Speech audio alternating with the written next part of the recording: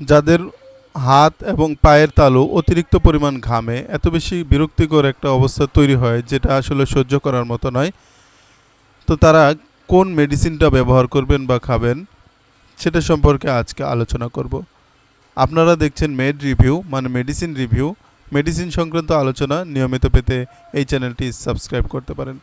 আমরা আজকে যে প্রোডাক্টটি সম্পর্কে কথা বলছি এটির নাম হচ্ছে ড্রাই কেয়ার। এটি প্রস্তুত করে জিসকা ফার্মাসিউটিক্যাল লিমিটেড। এটি কি, কেন, কিভাবে, কতটুকু পরিমাণ ব্যবহার করবেন সব কিছু বিস্তারিত বলছি।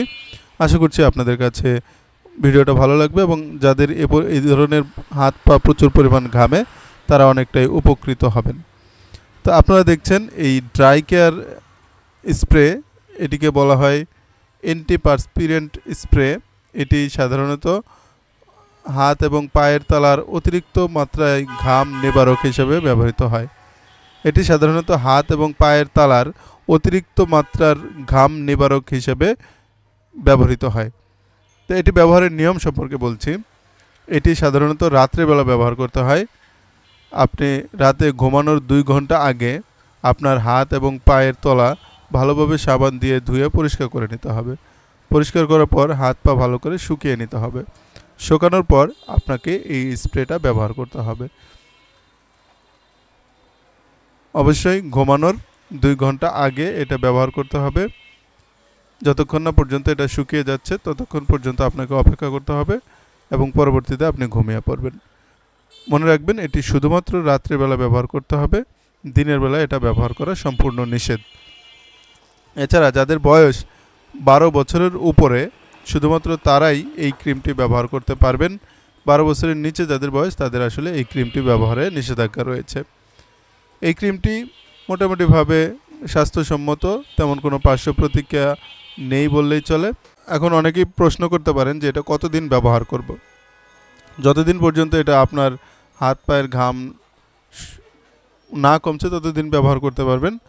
প্রস্তুতকারী প্রতিষ্ঠানের ভাষ্যমতে এটি আপনার 2 সপ্তাহ অথবা 1 সপ্তাহের মধ্যে ঘাম কমিয়ে দিতে পারে।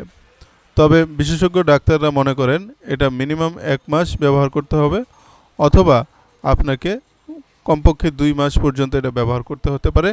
সেক্ষেত্রে হয়তোবা আপনি সঠিক রেজাল্ট পাবেন। কিছু সতর্কতা সম্পর্কে বলছি। এটি কখনো কোনো ভাঙা, কাটা, ছেঁড়া জায়গায় ব্যবহার করা যাবে না। পাশাপাশি শেভ করার পরেও এটা ব্যবহার করা থেকে সম্পূর্ণরূপে বিরত থাকতে হবে। তাছাড়া যারা গর্ভবতী রয়েছে অথবা মাতৃদুগ্ধ পান করাচ্ছেন তাদের এটি ব্যবহারে কোনো নিষেধাজ্ঞা নেই। এছাড়া যাদের যে কোনো মেডিসিনে হাইপার সেন্সিটিভিটি রয়েছে তাদের এটি ব্যবহার থেকে বিরত থাকতে হবে। এই ছিল মোটামুটিভাবে আমাদের আজকের ভিডিও। আশা করছি আপনাদের কাছে এই ভিডিওটা ভালো লাগবে, অনেকের উপকারে আসবে, সে আশীর্বাদ ব্যক্ত করে আজকের মতো ভিডিও শেষ করব। যাবার আগে একটা কথা বলি, যে কোনো ঔষধ গ্রহণ করার ক্ষেত্রে আপনি যেই সমস্যায় ভুগছেন সেই রোগের একজন বিশেষজ্ঞ ডাক্তারের সঙ্গে পরামর্শ করে ঔষধ সেবন করবেন।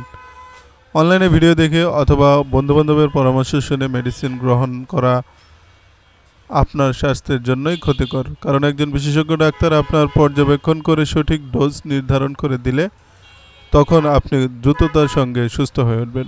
দেখা হবে আবারও নতুন কোনো ভিডিওতে ইনশাআল্লাহ। আল্লাহ হাফেজ।